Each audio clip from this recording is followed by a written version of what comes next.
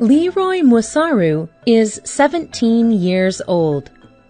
He is attending a school in Western Kenya. Musaru loves it there. But there are problems. There are too many students in the school. To provide meals for students, the school cooks must spend many hours preparing food with wood stoves. These stoves produce a lot of smoke.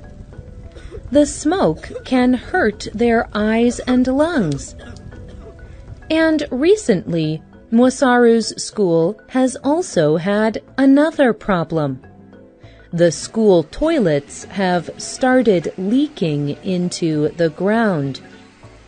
This makes the water too dirty to drink. Many people are becoming sick. But in 2013, Musaru found a solution. His solution solved both of these problems.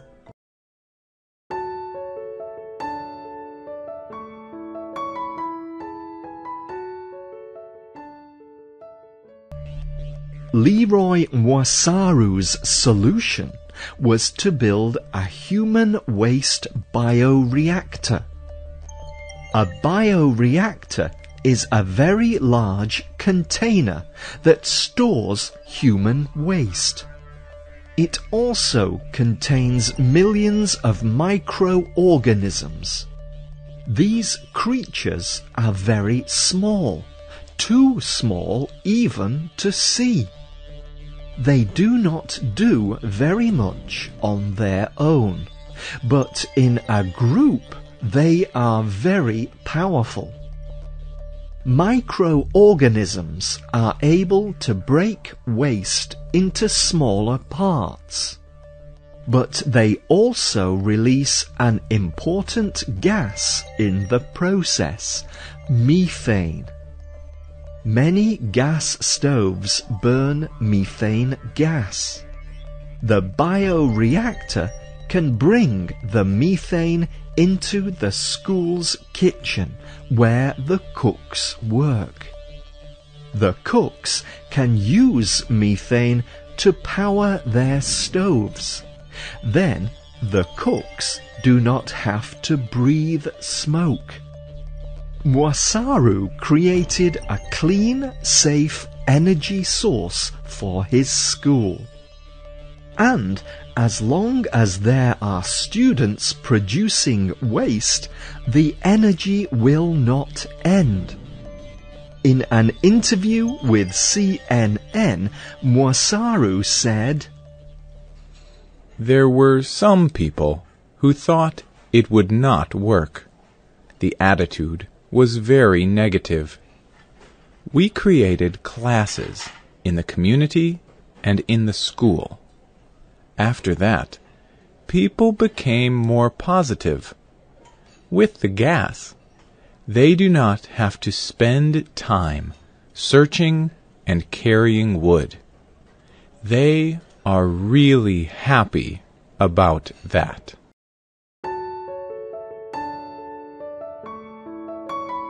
Musaru's bioreactor is an example of bioenergy. It is an alternative energy source.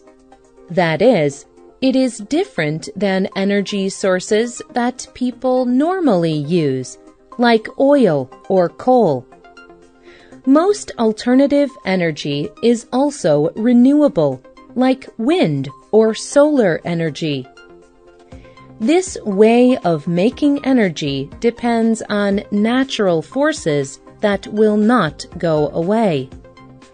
As long as the wind blows or the sun shines, these renewable sources will create energy.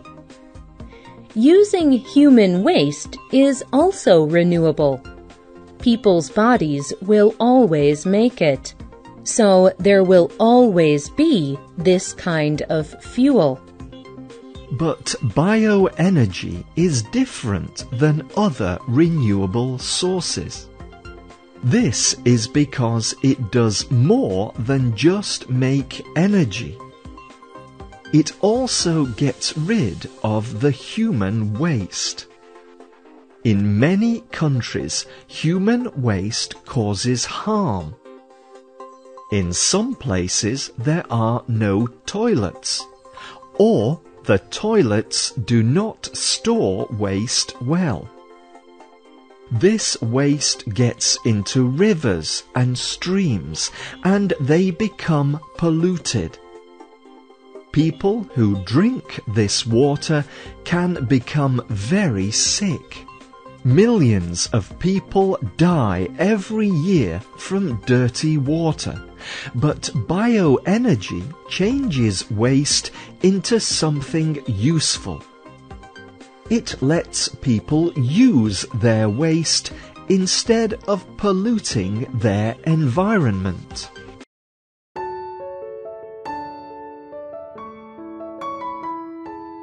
Most ways of making bioenergy are very similar. Almost all of them involve particular microorganisms. These organisms break down solid waste like feces. Some break down foods that can no longer be eaten. These microorganisms produce methane and other gases. Then people can use these gases to create energy. But bioenergy is about more than just cooking. Some people use bioenergy to operate vehicles. Others use the gas to make electricity. Another way to make bioenergy is called a microbial fuel cell, or MFC. These fuel cells also contain microorganisms and bacteria. The bacteria eat particular chemicals, but instead of releasing methane, they give off something even more valuable: electricity. One of the scientists developing this technology is Ioannis Iropoulos. He is a professor at the Bristol Bioenergy Center in the United Kingdom. But the fuel cells he uses are very different than others. They do not use chemicals like other microbial fuel cells. Instead, they produce electricity from human urine. Urine is liquid human waste. It is mostly water, but it also contains urea. The bacteria in Iropoulos's fuel cells produce electricity from urea. This also cleans the urine. Iropoulos told the BBC, "What comes out of the MFC is cleaner than the urine that went in. Chemically, it is better balanced. People could use it as fertilizer to help grow plants. The MFC lets us collect other chemicals too. Some are very useful, like the chemical phosphate." In the beginning, Iropoulos's MFCs did not produce much electricity. But the technology is improving, and people can make it more easily. Many people in the world do not have electricity. The MFCs can provide an easy way to get it. In some places, this technology is already improving people's lives. One organization that plans to use microbial fuel cells is Oxfam. Oxfam is an organization that works with refugees. In many refugee camps, there is no electricity. Without electric lights, the camps get very dark at night, and it is sometimes dangerous for refugees to go to the toilet. Oxfam will use MFC technology to give the refugee camps electricity. With help from Aeropolis, they have designed special toilets with lights in them. These lights are powered by the refugees' waste.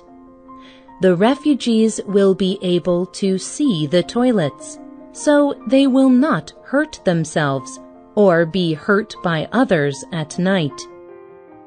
Oxfam will try out these special toilets in refugee camps in late 2016.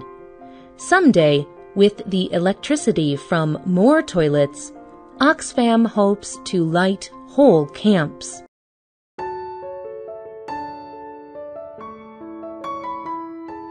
Some people believe bioenergy is the energy of the future, but others are not so sure. The technology is still very new. Scientists still need to make it better.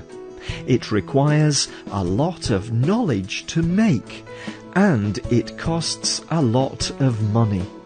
But it could be a way to solve the problem of human waste. Bioenergy could help make the world cleaner for many people. And it can produce energy that will not harm the earth.